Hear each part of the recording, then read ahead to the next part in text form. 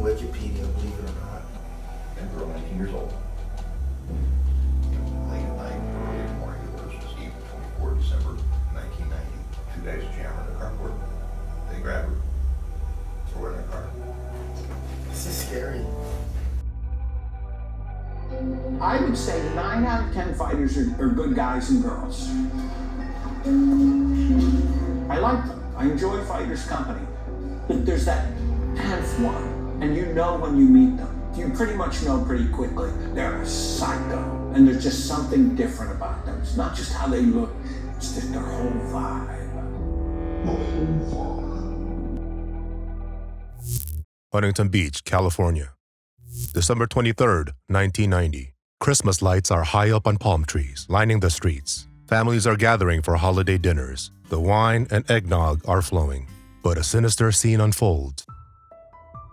A young woman's muffled screams pierce the night air as two men force her into a vehicle. One of them, unbeknownst to the world, will soon grace Hollywood's silver screen. Fast forward to 2008. In a busy police station, a routine DNA swab from a vandalism suspect ignites a chain reaction. Computer screens light up with a match to a cold case. Detectives' eyes widen as they realize the man in custody is none other than Joe's son, MMA fighter, Austin Powers actor, and now exposed as a brutal r***ist. The facade of his Hollywood success crumbles, revealing the monster lurking underneath. Before working in Hollywood, Joe's son was just another face in the world of early mixed martial arts. Born in Gwangju, South Korea, his family moved to California when he was young. Son found himself drawn to combat sports. He attended high school in Cypress, California. In 1987, at age 17, Son wrestled for his high school's heavyweight team in the 175-pound class. Several of his teammates said he was a good-humored kid who'd cook instant noodles for them when they came over his house. After graduating, he was attracted to the unregulated spectacle that was the early UFC, an era when fighters entered the octagon with minimal rules and maximum risk. Despite his physically imposing frame and menacing appearance, Joe's son's career in the cage was far from spectacular. In the mid-1990s, he created his own martial arts style, grandiosely naming it Joe Son Do, and promoting it as a revolutionary fighting technique. No way, Jose. The reality, however, wasn't very impressive. Son's theatrical nature was on full display during his UFC entrances. Unlike today's fighters who walk out to music, Son created spectacles, most notably carrying a massive cross on his back. As he approached the octagon, he cultivated an image of a Christian warrior ready for battle. This religious persona stood in stark contrast to the poor performances that followed. His UFC 4 debut in 1994 became infamous in MMA history. Facing Keith Hackney with a professional record of 0-0, Son quickly found himself on the receiving end of a brutal attack. Hackney exploited the tournament's lenient rulebook, delivering a series of devastating blows directly to Son's groin. Perfectly legal at the time, the onslaught continued with Hackney choking Joe's son on the cage floor. Son submitted in the first round, his big debut ending in both pain and embarrassment. Undeterred by this setback, Son attempted to redeem himself in a kickboxing match against Nobuaki Kokuda. History repeated itself at the K3 Grand Prix in 1995. Son suffered another first-round defeat, getting knocked out by Kokuda. This would become a pattern throughout his fighting career. After disappearing from the professional fighting scene for years, Son attempted a comeback in 2002. The results proved no different. He lost 3 more fights in quick succession, cementing a record of 0 wins and 5 losses. One particularly telling defeat came against Joe Moriera, where Son's loss was officially recorded as a submission due to terror, a rare and humiliating designation indicating he had quit the match out of fear after suffering minor injuries. You'd think he'd fade into obscurity after such a dismal record, but Son's distinctive look got him noticed beyond the octagon. Though incapable of backing up his tough guy persona, his intimidating presence made him perfect for another role, one that would briefly catapult him to a level of recognition his fighting career never could. Random task: Joe Son's 15 minutes of fame. While Joe Son failed spectacularly in the fighting world, Hollywood saw something in him, a menacing presence perfect for the silver screen. His intimidating physique and henchman look opened doors, and Son landed a role in one of the 90s most successful comedy franchises. Before his memorable turn in Austin Powers, Son built a modest acting resume. He appeared in several B-grade action flicks that most people have long forgotten. Films like Joshua Tree, alongside Dolph Lundgren, featured Son as a brooding enforcer. In Blood Fist 5 and Shoot Fighter 1 and 2, he portrayed characters whose menacing presence compensated for limited dialogue. Each role leveraged his physical appearance rather than requiring actual combat skill. But casting directors got exactly what they wanted. In 1997, Sun's acting career peaked when he landed the role of Random Task in Austin Powers' International Man of Mystery. The character parodied the James Bond villain, Oddjob, from Goldfinger, trading a deadly hat for a shoe as his signature weapon. After watching Random Task curl his footwear across the room, Austin Powers delivers the iconic line. That really hurt. I'm gonna have a lump there, you idiot.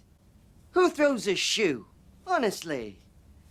Though his screen time was minimal, Sun's deadpan menace created perfect comedic contrast to Myers' over-the-top spy. Despite being part of a franchise that would gross hundreds of millions worldwide, Sun's acting career mysteriously flatlined after Austin Powers. No other film credits appear on his resume, and his brief flash of Hollywood stardom quickly faded. Audiences laughing at Sun's shoe-throwing antics couldn't have known the dark reality behind the Random Task actor. As the film climbed box office charts, Sun had a brutal secret, one that would eventually catch up to him.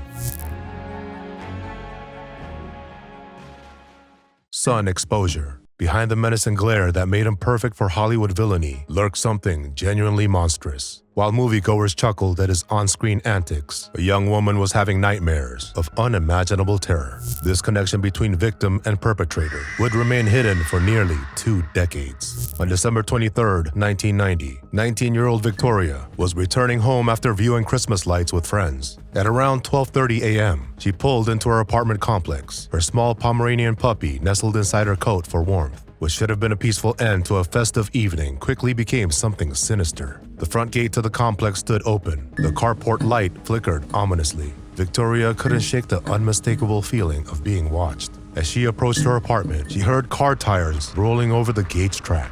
A moment later, a man casually said that he's lost and asked her for directions to the beach. The second man appeared behind her, flicking a cigarette to the ground. Victoria said she saw it fall in slow motion. Before she could run, they launched their attack. Joe's son pulled out a fitted with a silencer and pistol whipped her. "You're gonna tonight. I'm gonna throw you off the cliffs," he threatened, his words cutting through the night air. They knocked Victoria unconscious and dragged her to their vehicle, beginning an ordeal that would last hours as they drove around the city. The torture Victoria endured was methodical and relentless. Throughout the nightmare, one attacker repeatedly stated, "I needed a beach girl for my Christmas present to myself." A bizarre statement coming from a predatory mindset. Their claim to be members of a Long Beach street gang known as the Sons of Samoa would later prove to be a dead end for investigators. Facing what seemed like certain Victoria's quick thinking may have saved her life. He showed her attackers a photograph of a friend's baby, claiming it was her kid. She convinced them she couldn't possibly identify them since they had damaged her eyes during the assault. This remarkable presence of mind in the face of terror created just enough doubt in their captors' minds. After hours of torment, the men finally released Victoria, leaving her the side of the road. One of them said, "By the way, Merry Christmas. Run."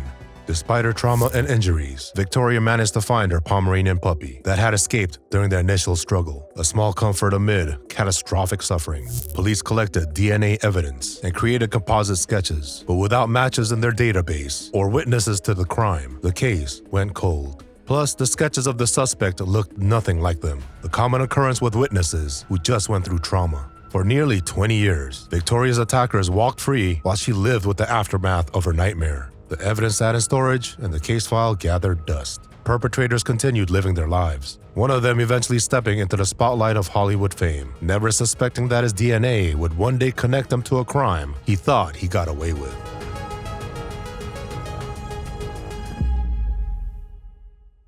Justice delayed. Time had almost granted Joe's son perfect immunity from his crimes, as a statute of limitations expired, but fate had other plans. A simple vandalism charge required him to submit a DNA sample. A seemingly insignificant vandalism incident became the catalyst for exposing decades of hidden crimes. In May 2008, the failed fighter and forgotten actor found himself in handcuffs. Son kicked in his former roommate's car door during an argument. Ironically, this is the kick that will make his name known. The court handed down a 60-day jail sentence with probation, and it could have ended there. August 2008. Son's inability to follow even basic probation terms landed him an additional 90 days behind bars. Poor decisions constructed the path to his undoing. The routine DNA collection required in his plea agreement entered the criminal justice databases and began its work. When investigators received the alert, 20 years of mystery crystallized with undeniable clarity. The DNA profile from the forgotten actor matched evidence collected from Victoria. For detectives who fought to keep the case open all these years, the match illuminated a puzzle they'd nearly abandoned. Yet a significant hurdle remained. The statute of limitations had expired on and charges, creating a legal shield through which Son might still escape justice. Prosecutor Eric Scarborough, assigned the case minutes after starting his job, discovered a crucial legal thread that unraveled Son's protection. Like finding the one loose brick in an otherwise impenetrable wall, Scarborough realized torture carried no statute of limitations in California.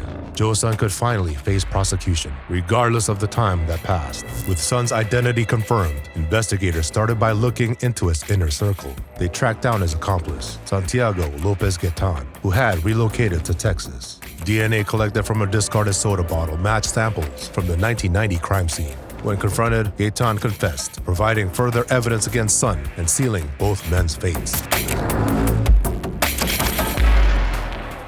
Behind bars, Son's disturbing act of violence. Justice finally caught up with Joe's son when DNA evidence linked him to the brutal 1990 torture case. After Victoria bravely faced her attacker in court, Son received his sentence, 7 years to life for a crime nearly 2 decades old. I know, 7 years is nothing, but prison walls couldn't contain the violence boiling inside him. His predatory nature would find another victim in a confined space. On October 10th, 2011, just 30 days into his life sentence, the monster in Joe's son showed itself again. A prison guard did a head count and saw something odd in Son's cell. His cellie was laying down when he was supposed to be standing up. The CO turned back around and realized that Michael Graham was lying unresponsive, with bruises marking his face, savagely beaten. The scene that greeted the guard was chilling in its calculated coldness. Son stood calmly by the door, his demeanor utterly detached from the violence he'd just inflicted. "I told you I needed to switch cells," he remarked casually, before proceeding to wash his hands as if completing some mundane task. Graham, serving a comparatively short 2-year sentence for failing to register as a offender, stood no chance against the former fighter. The medical examination revealed the brutal truth. Graham just an hour after the guard discovered him, succumbing to blunt force trauma from punches and kicks. The cell had become an impromptu fighting cage, but unlike Son's professional bouts, this one ended with a The circumstances surrounding Graham's final moments remain largely obscured by prison walls. Officials have kept many details confidential, but Son's behavior during and after the incident painted a clear picture of his involvement. His calm demeanor and calculated statement to guards suggested a man fully aware of his actions, perhaps even planning them. The judicial system responded swiftly. Though initially charged with Son ultimately received a conviction for voluntary manslaughter. The additional 27-year sentence stacked onto his existing life term, bringing his total to 34 years to life, ensuring Son would likely never walk free again. The system that failed Victoria for 19 years had finally secured her attacker behind bars, maybe for good. Son inflicted extended far beyond physical boundaries. In her victim impact statement, Victoria articulated the devastation he'd caused. "I was a carefree rocker girl. My emotional scars are intense. My 20s were stripped from my life as I relearned how to walk, see, hear, and cope with the outside world again." While her courage helped put Son away, this final act of violence proved what many had feared. The monster who attacked her had never changed.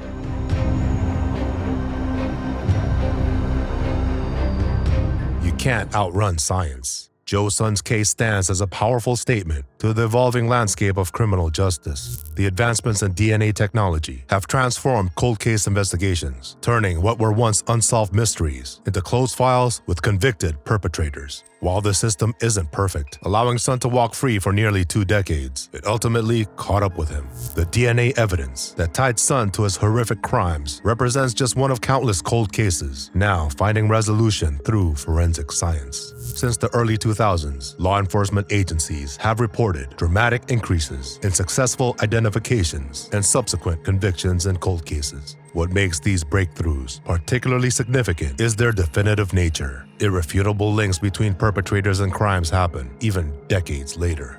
Son's story reveals the stark contrast between his public image and his true nature. The man who appeared on movie screens was hiding unspeakable crimes. Victoria powerfully expressed in her impact statement that the nightmares never stopped. Hopefully, now they can. For victims like her, these scientific advances ensure that even when the legal clock runs out, truth can still emerge. In the end, it wasn't Son's fighting record or Hollywood moment that defined him, but the DNA evidence that finally delivered justice. For countless other cold cases, science continues to shine light on the shadows of the past. Thank you for joining us today. Peace.